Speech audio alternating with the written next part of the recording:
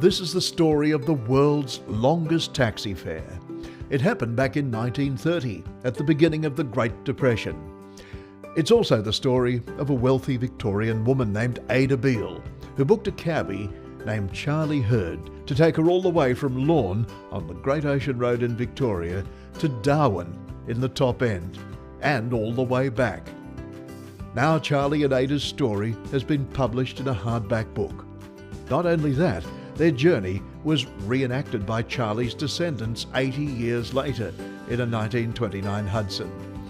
It's a colourful and detailed insight into a remarkable shared experience in Australia's past, given new life by these contemporary adventurers. Emotions were running high as proud family and friends gathered in Melbourne for the official book launch at 13 Cabs headquarters. In a nutshell, it's the longest continuous taxi fare in the world that was created in 1930 by our granddad. And do you know he died 60 years later and never mentioned it to us? The photo album itself got misplaced. Even his daughters didn't know. Tell anybody. Dad never mentioned it. The book was put away and it's just all come to light. He never ever told anybody what he got for the fare. He kept that to himself, but it was enough to set him up in a motor garage in Birregurra. Who knows in 1930 how much it would have cost? Well, no one does. He never ever divulged it, no. Very quiet achiever. He never talked about the war or anything. We didn't even know about the trip.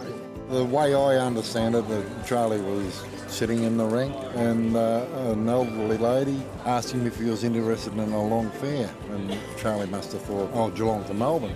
But this particular lady wanted to go to Darwin. He went back and spoke to Hazel, his wife. Well, who the heck's going to look after the family? Like 3 months away, you know, something that a taxi driver would never have to come across, I guess, in his lifetime. I spoke to a taxi driver just before and he said to me that he wouldn't have been allowed to go away for 3 months.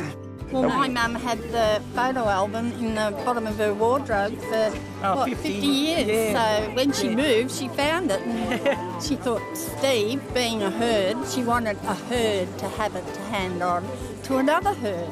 And that's how they said, oh, this is incredible. There were no roads to speak of in Central Australia. That was sand dunes, and camel train was the normal mode of transport back then. So Charlie had to just follow a compass pointing north and ended up in Darwin. It was back in the Depression, and a quid back then was hard to come by. For Charlie to be offered, say, £200 or £300 to take 3 ladies to Darwin and back, that would have been a fair amount of money in today's language. That set him up after the trip, as in built or started a garage or mechanic shop in Birregurra. 12 weeks is what Charlie took to do the job. 7,000 miles and 1 puncture with no roads. Still amazes us. Mechanically minded. He had spring problems and we had spring problems. He had steering problems. We had steering problems. He mentioned brakes. He had trouble with his brakes jamming on. Coincidences, it was scary, a little bit spooky. It was luxury, but We had each other to rely on, but Charlie didn't have that He did a luxury. lot. What was on the menu, Doug? Well, my sister did most of the cooking. We weren't going to complain.